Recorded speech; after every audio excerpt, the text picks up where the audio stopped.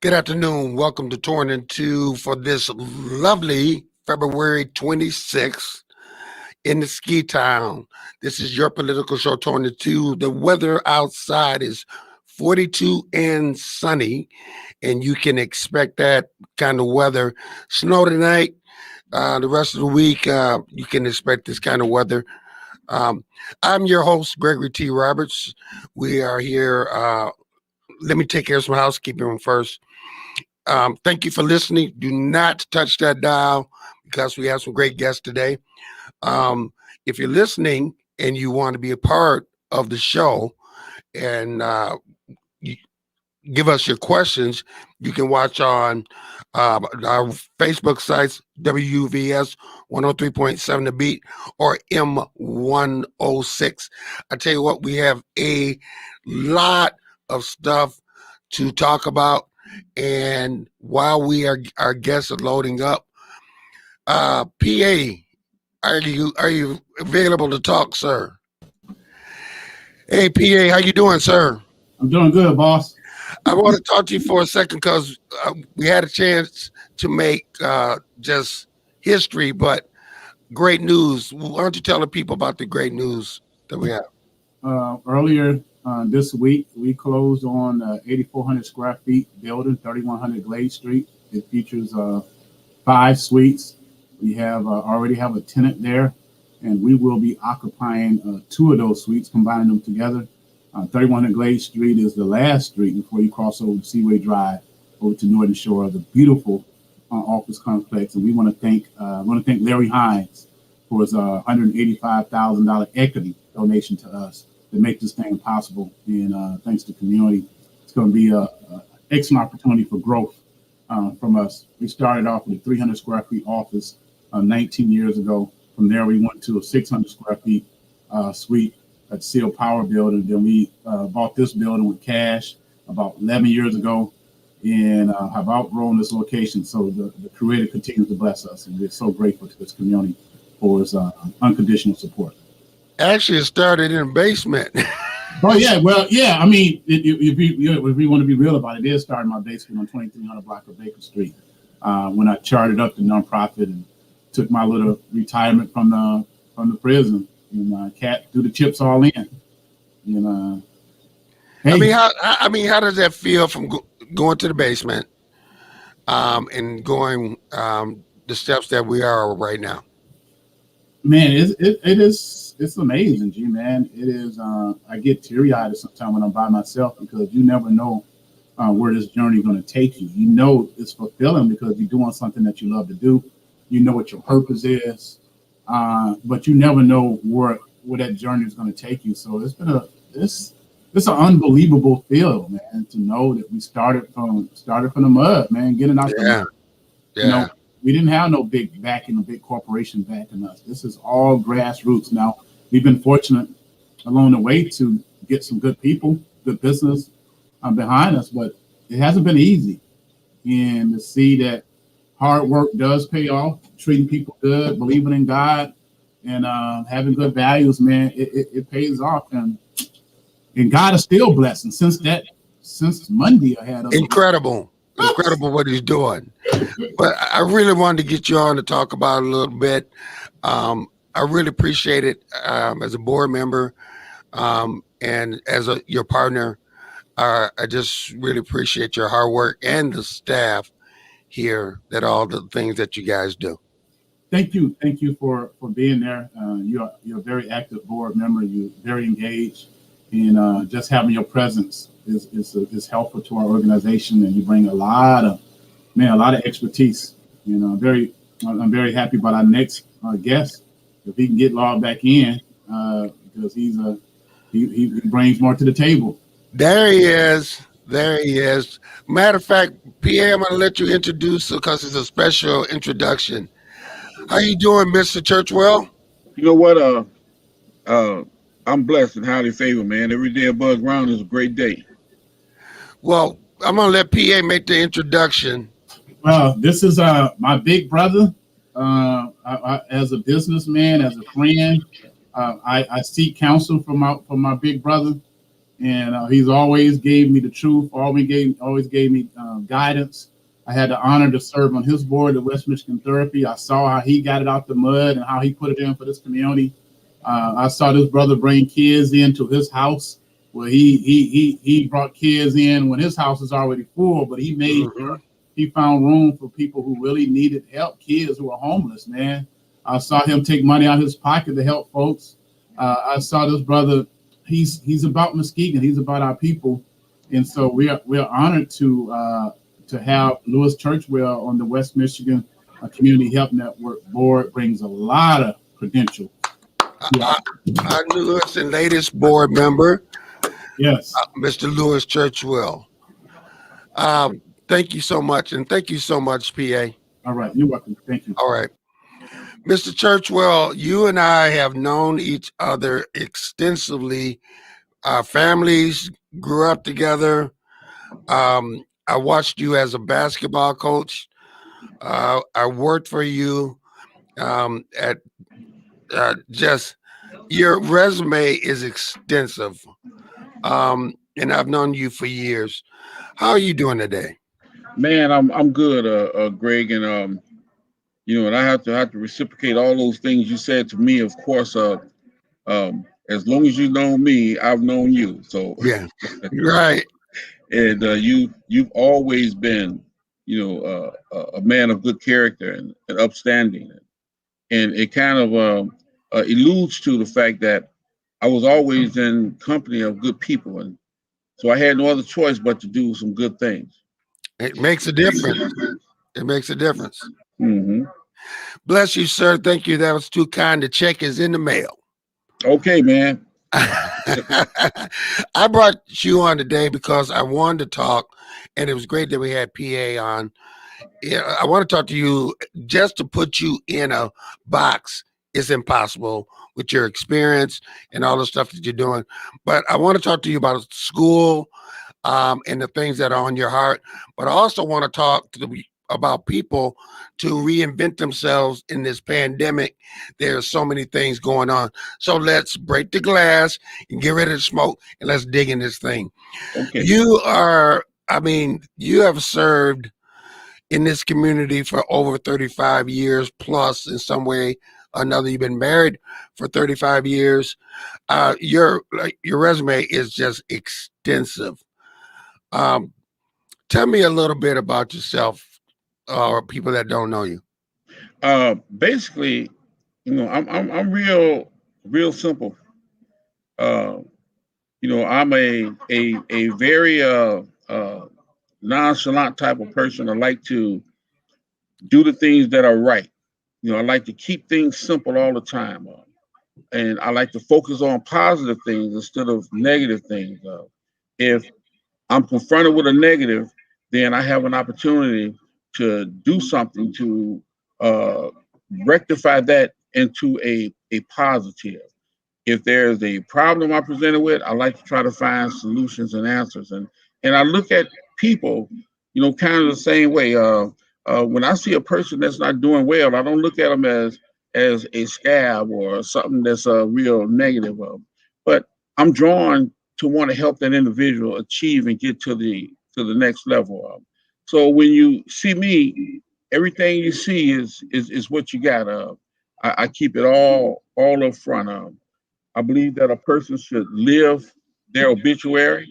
Um, so that dash in between is going to dictate a whole lot when they have to exit this earth. And Right. hopefully, my dash will have already lived the obituary, and they won't have to eulogize me.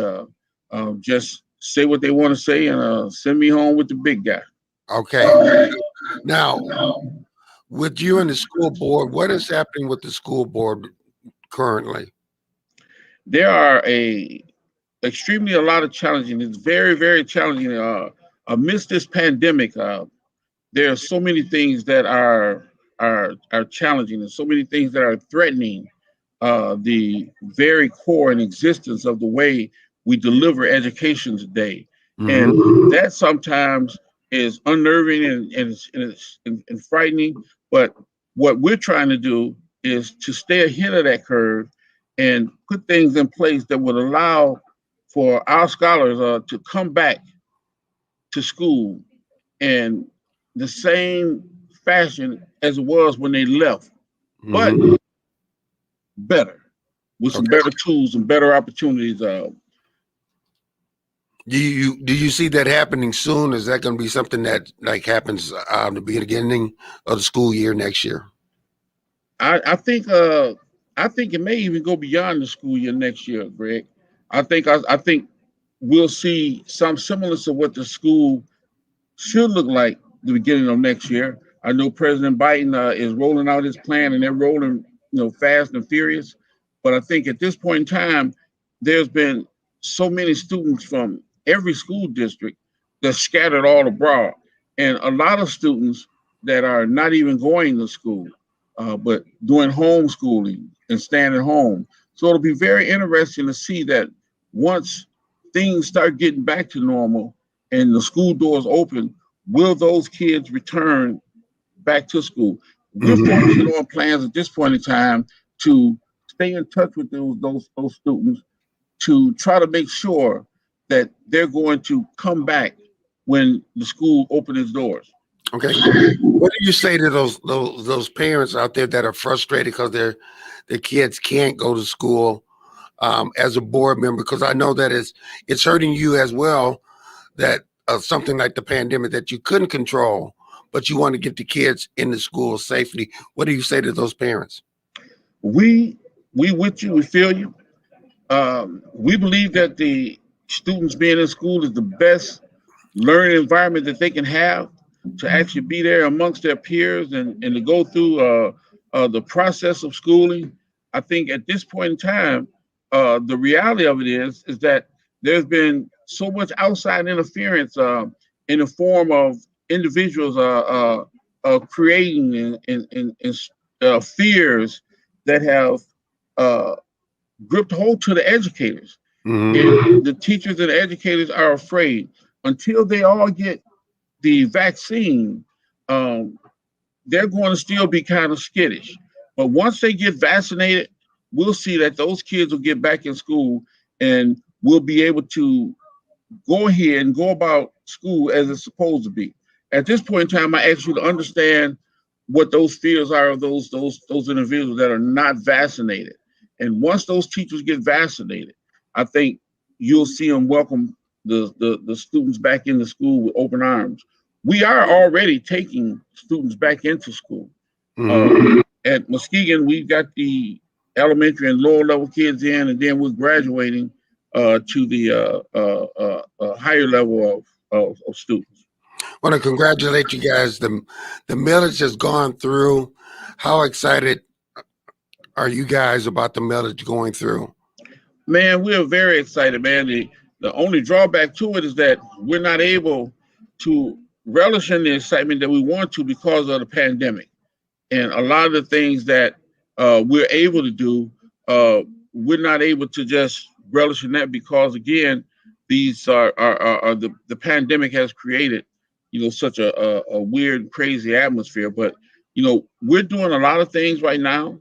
We've done a lot of upgrades in the school. We're going to have some more upgrades coming, and we're working toward the new middle school that we have coming with the generous donation from Mercy Health with the old Hackley Hospital campus, which is going to be a state of the art middle school that we have in place. So all of these things are going on, as we talk. So the only thing that's not in place is the sound of the laughter and the joy of the kids filling the halls. What do you say to the people, Mr. Churchwell, that say that Muskegon High School concentrates on nothing but football and nothing but basketball and doesn't care about education? I graduated from Muskegon High School. What do you say to those individuals that have, because you're going to have some haters everywhere? Well, I've heard that, and I know a lot of people may think that, but the reality, Greg, that's not the case. We have very active band classes, group. We have very active, other programs that are doing real good. ROJTC. We do a lot of other things than just football and basketball. Mhm. I think sometimes what happens with you get the media involved and other things when you have programs that excel, at that level. Of course, they come in and they help put it under the spotlight and everything. And those are some things that we just can't help. But Mhm. we have a wide range of other programs that are doing real well, from drama, same things when we were there, the fun stuff. Right. It just don't get talked about as much. Right. Now, I want to switch.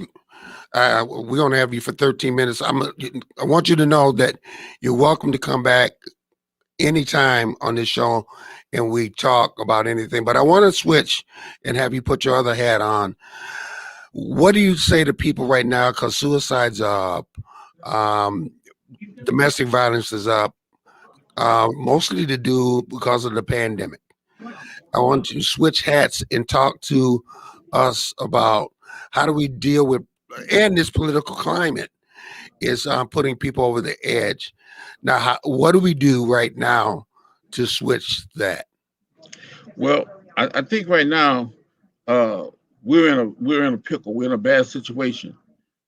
We have people that have been married, literally, Greg. They've been married for 20 years, and this is the first time that they've ever had to stay together with each other, for more than a week. And this is causing a lot of friction with a lot of people. And so you have people that are seem like they're trapped in the home with individuals, and it gets to be kind of rough. But what I would say is, you got Health West has a warm line you can call. Use it. You have other programs that are going on that are using Zoom has done a lot of things. If people who are in the home with you that are getting irritable because they are recovering people, have them call, the 1-800 help hotlines to find out a recovery program that they can join into. When you get people that want to fight each other and they get real argumentative, I'm asking them, one of them or both of them, uh, take a time out, go to a different place in the house until you calm down before you try to solve the problem. The Mhm. reality of it is that domestic violence is a very bad thing. And it starts most of the time with a very trivial thing, Mhm. something that's very, very trivial, that's not worth anything. And it blows up into this huge fight. So take the time out to separate yourselves from each other until you calm down. It's not worth it. And you don't want to feel the way you're going to feel when it's all over. Most people in those situations, after the fight and the blow up is over with, they feel more bad. They feel awful Mhm. or worse after it's over with than it was when they were engaged in it. So take the time to think about those things. Uh, Suicide, you know, listen to the cues. Individuals in the home, most suicidal people that are contemplating it, they will tell you or let you know that they're going to do this. They may not tell you with words, but listen to what they're saying by, by what they're not saying. Mhm. If they're giving away all their best things, if they're getting to the point to where they were sad and all of a sudden they're very happy and they're complimentary to everybody and everything, and they want to make sure that you have this. Those are very subtle signs that you can look at to see that something is wrong with them, and we have to question them and be real upfront. Don't be afraid to ask them, "Are you going to kill yourself?" That's right. Don't beat around the bush and say, you don't plan on hurting yourself, do you?" Come right out and ask them. And at that point in time, make sure someone is able to go with them, if they can, to a place to get the help, or call, Health West or another place that has a warm line or a hotline that they can call and get professionals on the phone. And at Health West, they'll actually send a professional right out to the house. you know. So if you call that and that person is engaged, they'll send someone out to the house to talk with them, to help them, so they don't follow through with the act of, you know. And it's real bad these days. Suicide is. That's excellent that you guys go to the house. Too many times, what do you say to the people? Because too many times we won't seek help. We won't seek help when we really need to seek help about issues that we had in the past, issues that we're dealing right now, loss of a job. We won't deal with issues that ain't nobody's business. But when we really do need to seek help, talk a little about that. Address that for me, please. And I think one of the major things that we can do is, even though nothing is going on bad right now, they have different Zoom links. In fact, you can call into Health West and you can get educated on all the steps that you need to be prepared to take in the event you run into a situation like that. But one of the things is to be able to engage the individual, engage them. And contrary to what they used to think, you don't want to take an individual like this here and just let them have their space in the house. You don't want to do that. That's right. Because if you give them their space in the house and you come back in an hour or so, they may be gone. You want to keep them with you. You want to keep them engaged until you can get them to commit to getting help or some of that nature. Now, this is a very difficult thing and it's a very tiring thing. So you have to be willing to be all in with the ones you love when it comes to this sort of thing. Too easy is it for people to say, just go to your room or just go to sleep. And that's what happens a lot of times when our loved ones still away and they do some harm to themselves. What do you say you serve as a minister as well? Um, this country is divided right now. R's and D's, or even you got a T behind your name or whatever. And you see people way divided. And I know this is a lot of weight on the last question, but how do we turn down the rhetoric and start to move closer together than divided right and left? Well, I think that the reality, of it all, Greg, we have people that make up this country.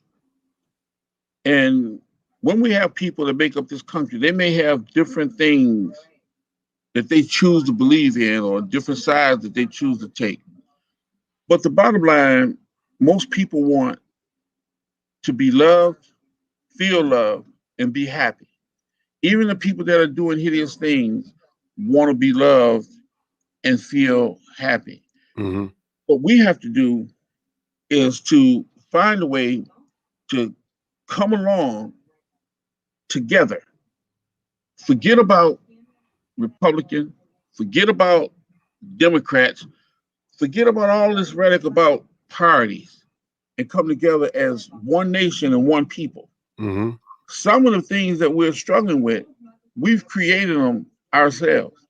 One of the biggest problems that America has is they created an infrastructure that says we're Republican and we're Democrats.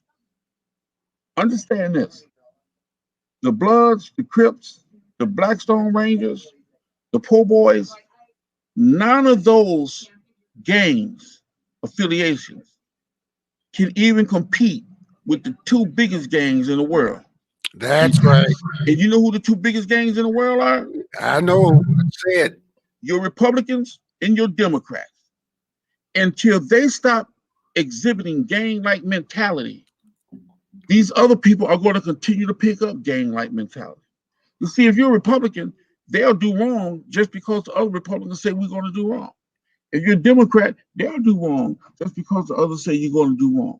It shouldn't be a Republican and a Democrat. We should be one people, one nation, under the sun, indivisible, right, for liberty and justice for all. Right. Until we straighten that mess out, we're going to have some problems for a long time, my friend.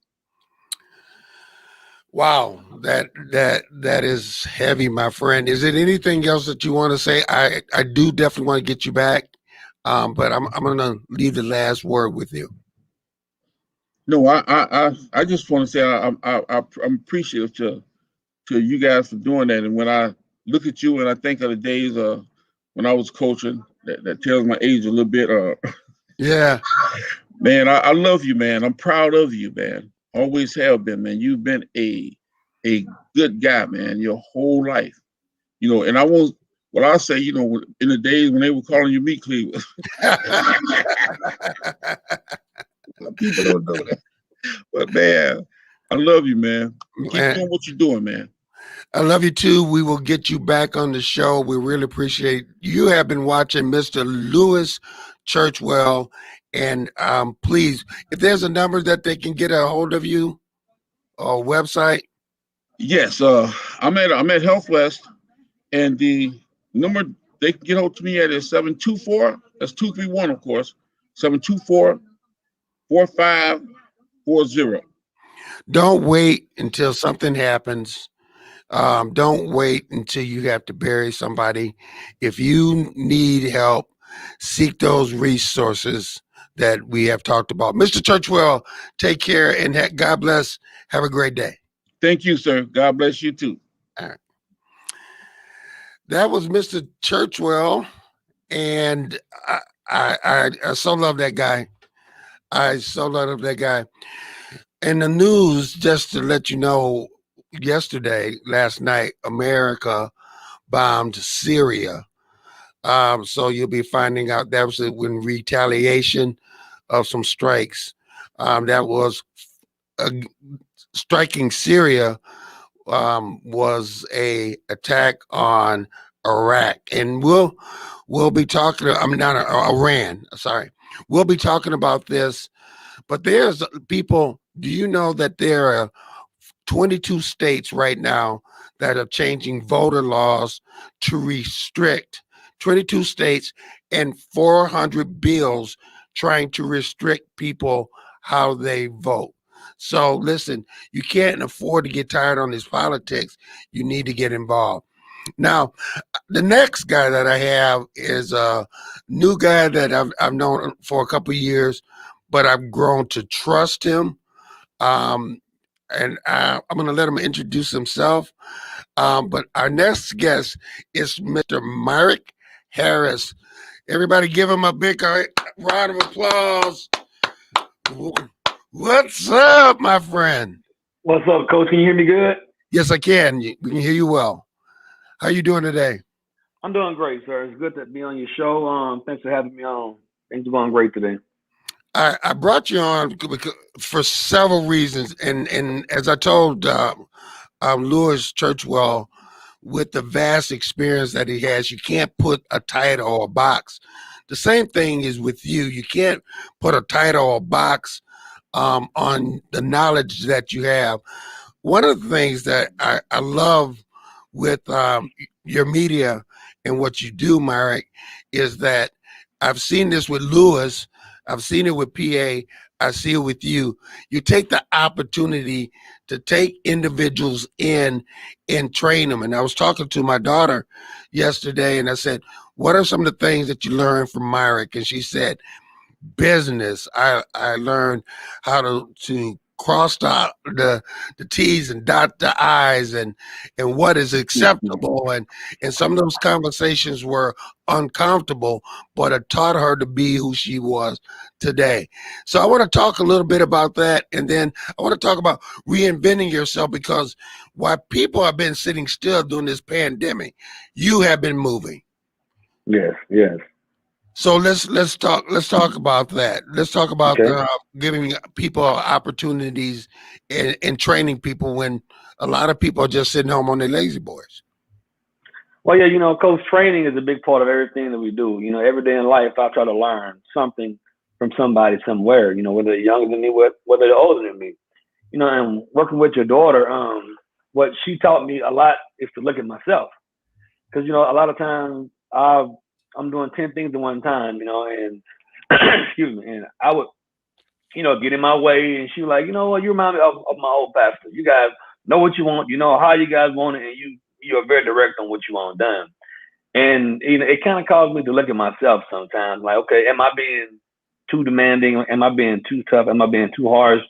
But one thing that I can say, everybody that's come to my doors and worked for me, I've never been demanding, tough, and hard on them, but it paid off in the end. You know, and as far as our production goes, we are probably the largest volume-wise live stream production company in this region. You know, we've done over 400 or 500 shows in just a little under 3 years. You know, and we've gone live every Monday night for my personal show. Every Monday night we've gone live in almost 3 years, except for about 5, and those are predicated on shopping for the holidays. You know, I think you know, you got to be kind of there is modest there, because I've seen you give people come up to you with ideas, and you say, "Let's do it."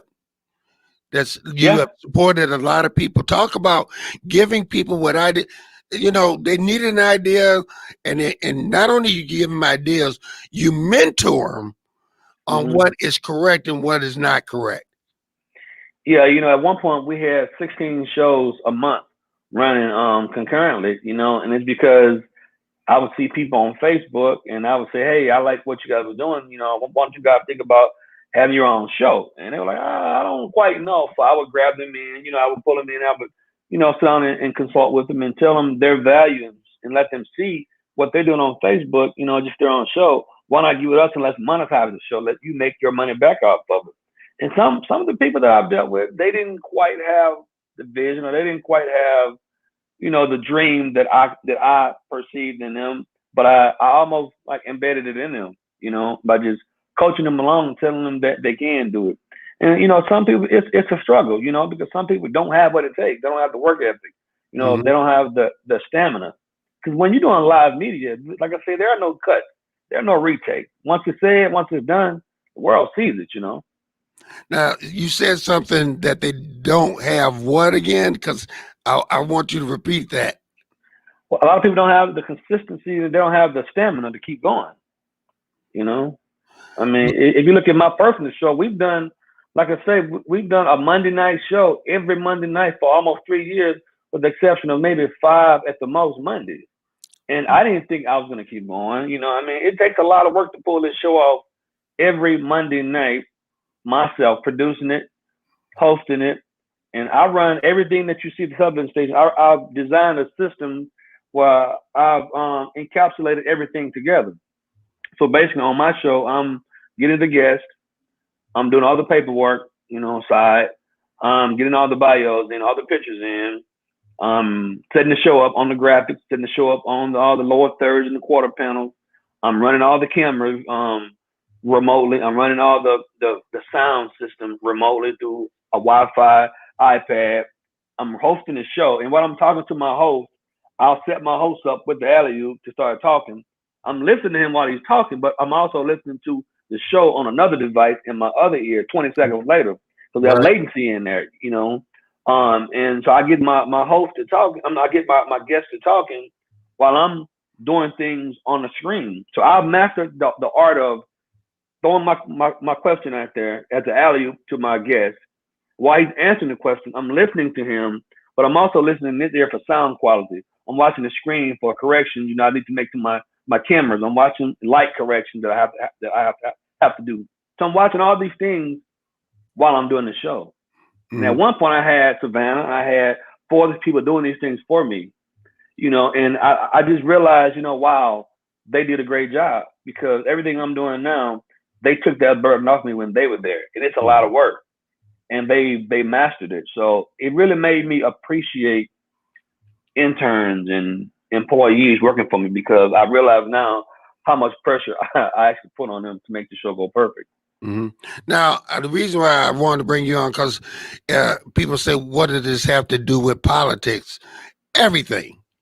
There was a teacher named Mrs. Trump, no relation, but at Muskegon High School, that said, okay, part of your political class, you're going to spend hours, donate time at one party or another to gain some experience, and then you're going to come back and write about that. And if it wasn't for that nudging and that pushing, that maybe I never would have got into politics. Never, Right. maybe I would have never ran if somebody didn't give you that nudge. Talk about that, because sometimes a lot of people, you have to pull or push that talent. I know Savannah could be shy right at first coming into your office, but she left there with a whole bunch of experience. Mhm. Talk about seeing things in people and trying to pull or push the very best out of them. Yeah, well, a lot of times people have the wherewithal in them to do a lot of great things, but nobody has ever told them that they can do it. And nobody, quite frankly, has ever challenged a lot of people. A lot of times in this millennial age and Generation X age that we're living in now, they don't get it the way we got it back in the days. So what we have to do is, a lot of times our youth, they'll sit back and they'll just be cool and they'll just be chilling. But we have to pull that, whatever that is, we see them, pull it out of them, and then they'll be great. I know a lot of people have come through the doors working here. They've had a lot of knowledge from college, but they haven't had the applied knowledge in the field. So I think we Right. gave them the opportunity to apply the same, a lot of stuff we learned in college, we don't use, right? Right. So I gave them the opportunity to use that college skill set and then give them the physical attributes to go along with it. Mm-hmm. Okay. Now, I want to take that one step further, because you have a lot of kids that are sitting at home, feeling that they don't have the tools to get to that next step, or they don't have the tool, the aspiration to get to that next level. How do we draw that out of that little kid that's at home, that's maybe sitting, listening to the music that's going to come on after this show ends? Well, I think, Coach, first thing we have to do is we have to listen. I was a mentor and a program manager at Davenport University, a program called the Alpha League. It was a African American male success program, and I had all these curriculums built. I had all these PowerPoints built about them being successful and success. And one day I was talking to a friend of mine. He asked me. He said, "Well, what is success to you?" I said, "Oh man, it's working for yourself and having all these things, whatever the case may be." And I kind of gave my list of what success is. And then he said, "Okay, you're teaching success programs on the collegiate level. Have you ever asked them what is success to them? Have you ever stopped to listen to what they may want?" And I think that's the gatekeeper to getting them off the couch and getting them to where they want to be. Right. Is listening. These are our gatekeepers. So many times we don't use this for the right reason, but a youth can tell you about what they want to do by, if you just watch them and listen to them, we can get all the knowledge that we get all the answers that we need from them. Mm-hmm. Okay. So you've been up, you're originally from Louisiana. Yes, New Orleans area. New Orleans. Yes, sir. Yes, sir. Okay. Because we're seeing a lot of kids leaving and not coming back. We're seeing a lot of that not giving back. One of the things that I noticed that I was very impressed in watching your show is that although you were in Grand Rapids, you were encouraging people from your home as well. Yes. Speak to how important that is. That's very important, Coach, because what you don't want to have is a situation where you become, so to speak, a do-gooder and you leave, your native area. Mm-hmm. You go somewhere else and you become a big guy here, Mm-hmm. but you don't give back to where you've come from, because those people, that are where you come from in some kind of way, whether it's your friends, your teachers, your family, they've molded you. They've made you into the person that you are in some kind of way. Now, you may have morphed into this whatever person that you are, where you are now, but it all started from the neighborhood, the community, the school, Right. the friendship that you've developed, from back home. So we have to always remember where we've come from and never get too big to go back home. Yeah, I like what you just said.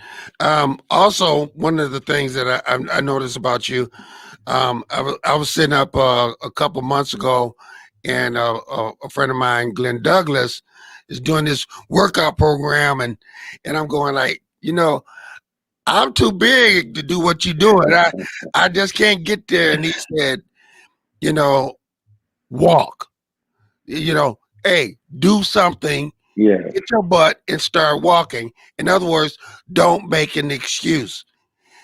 Mhm. And talk to our listeners right now the importance of talking to people the truth, telling them the truth to better themselves.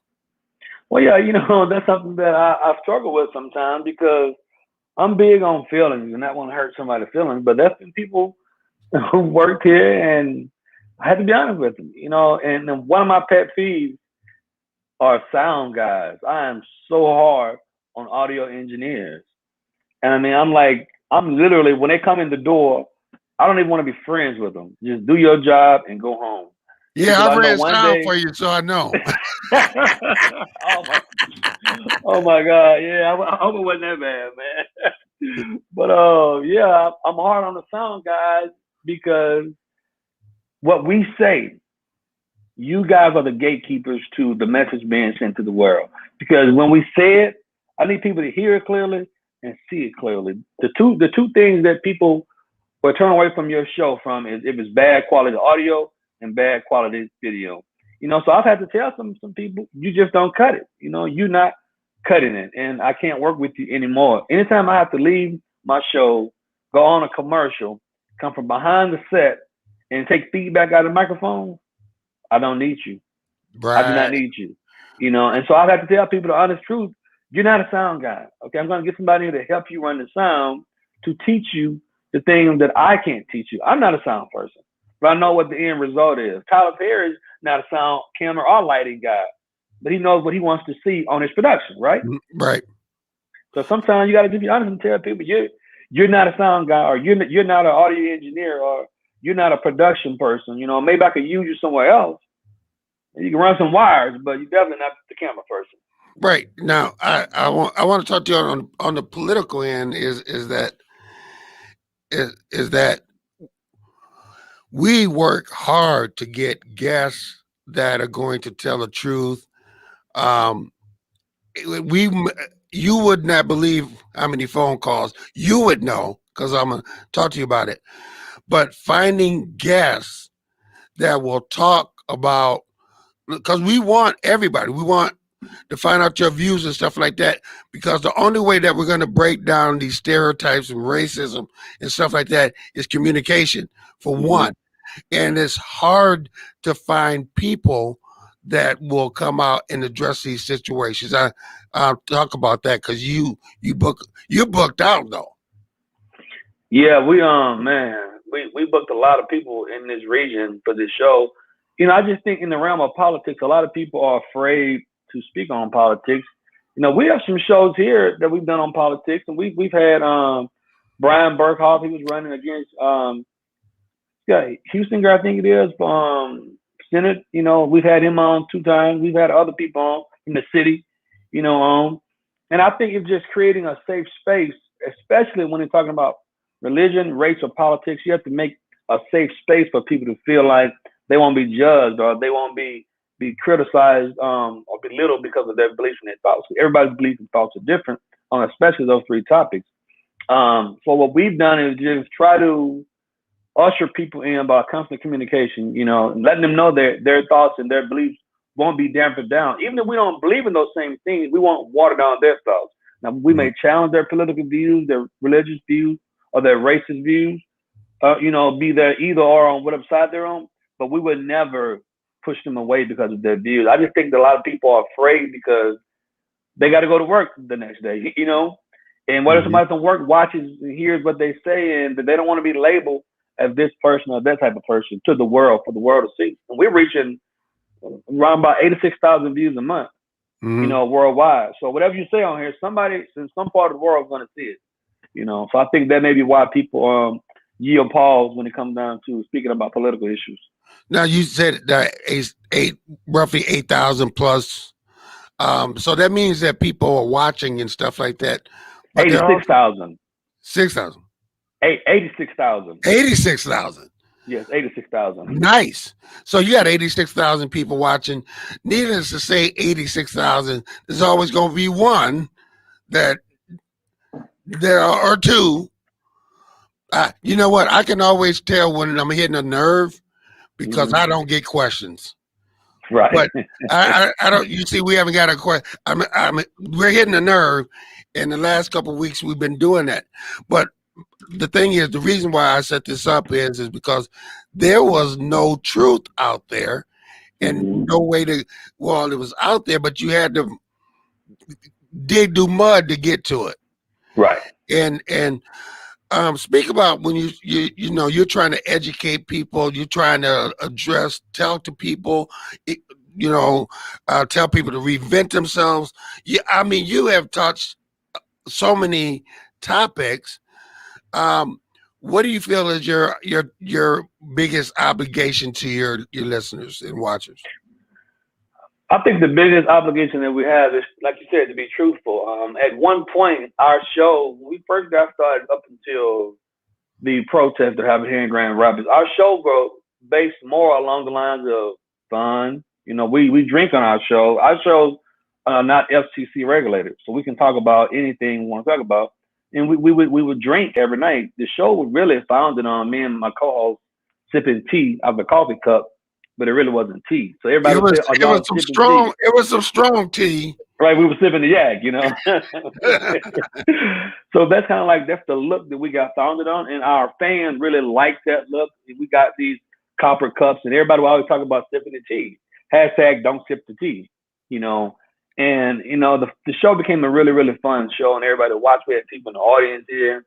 But, you know, after the riots started happening and all the Black Lives Matter, Breonna Taylor, George Floyd, you know, I said, okay, listen, guys, it's time to change this whole thing around. I said, because we owe it to our people to be real and to be honest. And we're sitting around here laughing and joking about all this other stuff when it's real stuff really happening out there in the world. This thing is called 10 Media TV. 10 stands for The Empowerment Network.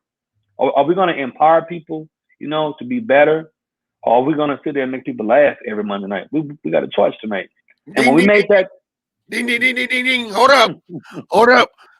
I think we need to stop and explain just a little bit what you said. Mm-hmm. It becomes a point when there's so much stuff going on that you have to say, you have to reinvent who you are, what you're doing, and say, yeah, we can sit up here, and it is important that we laugh and have some fun and stuff like that. But there's too much stuff going on in the world for us to sit up and say nothing. Right, right. You know, especially, you know, I always tell people this, I say this a lot. Our Black people often say we have no media outlets. We have no media streaming that we can call our own. You know, they're quick to run the 8 West and Fox News and get their little 35 seconds, you know, on the camera, you know, when we have Black, you know, outlets here that can be utilized, you know. And so I wanted to make sure that this was a safe place for people to speak of all colors. But I wanted Black people also to know that they have a place that they can come and call their own. You know, a lot of radio stations aren't Black owned and Black operated. It may be Black managed, it may play Black music, but do we really have that space? And so I felt like I was doing a disservice to the community when we can laugh and joke and shuck and jive for years, but now it's time to get serious, because you have people out there who are getting shot and killed in their sleep. You have Black men who are getting choked to death on the streets. You have other Black men and women who are being killed, Black and brown people, we don't even know about because there's no camera footage of it. Mm-hmm. So I wanted to reinvent what we do and say, hey, okay, let's cut the chucking and jiving up and get down to some real serious conversations. Mm-hmm. And we had to do that because I just felt like we were doing a disservice to the community and, you know, to people who are being harmed. And I always tell my people that media is the most powerful entity in the world. Malcolm X said this. The media can make the innocent guilty and the guilty innocent. Then he ended it by saying, now that's power. Mm-hmm. So if we have all this power right at our fingertips right here, why don't we use it for the right reason? Right, right. So many times we're sitting back. We're sitting back and we're not saying anything. We're not getting involved. and too many times we're sitting back. How important is to do exactly what you said, is to just realize that, wait a minute, there's something going on and we need to change up. How important is it? It's very important, Coach. And one of the main things that I realized is that it was me. Everybody who works for me, everybody who works in this network, even people who came, Wow. they follow whatever direction I flow in is where the entire network flows. And I realized I have to look at myself and make necessary changes. If I'm, having fun on every show, if I'm sitting there drinking on every show, just not taking it serious, not having these shows that are educating people and empowering people to see what we are in 2020 and 2021, nobody's going to do it. So I had to reinvent how I was running the show.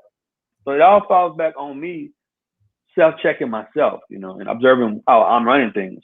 Nice. Nice.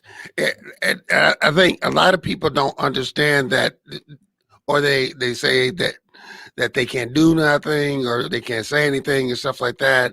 And too many times they don't give themselves enough credit. But it does start with you. It does, that you do that look in you and say that that inappropriate joke that you see on Facebook, or you see some tweet something and you don't stand up and say something. How do you expect for anything to change? Right. So what else is going on? I wanted to not put you in a box. I wanted to talk to you about what was on your heart. What is on your heart, and what are you thinking today? Well, I've recovered from COVID a few months ago. I had COVID at the end of November, and I have since recovered from COVID, but I have a lot of side effects from COVID. A lot of mental side effects. Cognitive development type side effects. Brain issues as far as memory loss. Processing, anxiety, things like that.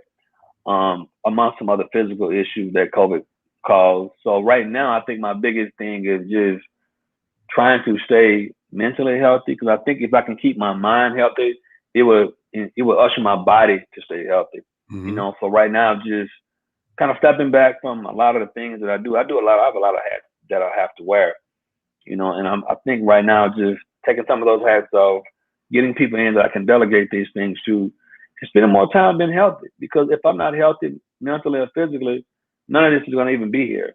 Or if it is here, I won't be here to see it. So right now, my heart and my mind is on taking care of my family, taking care of myself, and providing a healthy environment, for home and for work, for people that have to work here. So I'm talking to a COVID survivor that is still struggling with some issues and stuff like that. But yet you see on TV that people are saying, it's just a cold. We just need herd immunity. It just needs to run its course and stuff like that. And that can be troublesome and bothersome when somebody is saying what you're going through is not real.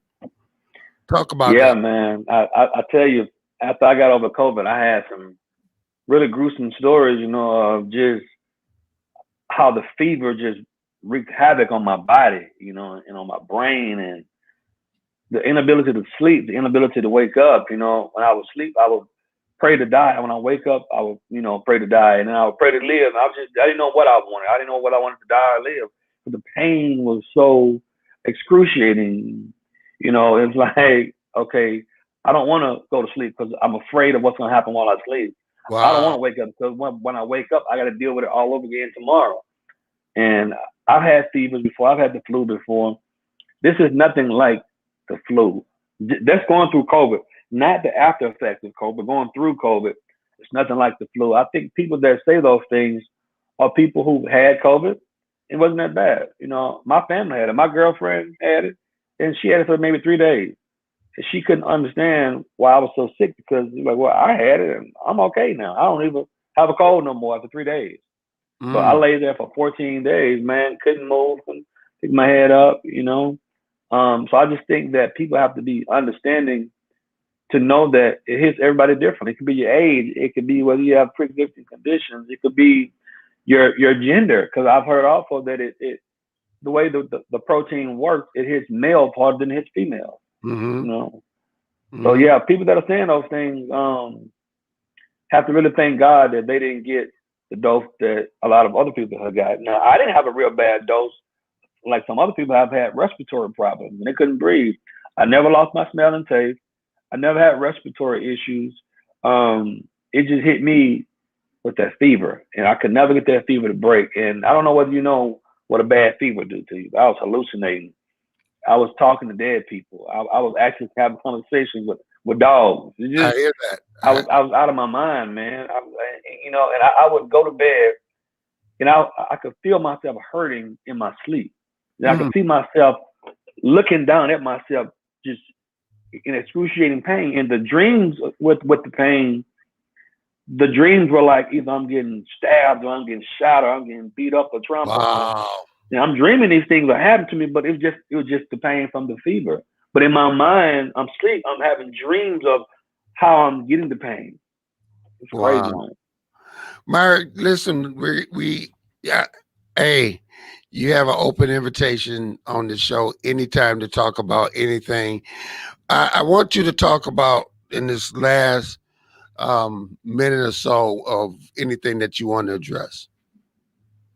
Well, I just want to tell people, to just stay positive and stay motivated in a time like this. I know our governor still shut them down again, for another 30 days. I think she started a few weeks ago for another 30 days of shutdown with the restaurants and everything. Just stay positive, and follow the guidelines, follow what she's saying, because you don't want to end up like me. As much as I want to eat out and do things, I respect the fact that she's trying to make it a safer place for people to be. And if we follow those guidelines, you won't have to be, potentially sick like I was. So just keep your family safe, protect yourself, wear your mask, and just, stay home whenever possible. Maybe we can get it and next time and talk about the vaccine as well. Myrick that'll be a long Harris, show. That's another show. Myrick Harris, where can people catch you and where can they catch your show and your phone number? Yeah, they can catch me. They can email me at mharris@10mediatv.com. They can find me on Facebook under Myrick Harris. They can find my business at 10 Media TV on Facebook. Instagram, Myrick the Producer. 888-530-1127 is our office number. I can be reached at any point in time for anything you guys have questions about shows, want to come on the show, want to create your own show. Well, we're always available to answer calls and talk to you. All right. Mr. Myrick Harris, I want to thank you. Also, I want to thank Mr. Churchwell as well, PA for the news, citing your news that we had at the top of the show. Lady J that helps me do all this stuff. Also, if you want to come on the show, please call this number 231-727-5007, and you too can be on Torn too. Listen, get involved because there's a lot of stuff going on, and the only way it's going to stop is you step up. Okay, take care and God bless. Thank you, Coach. Thank you.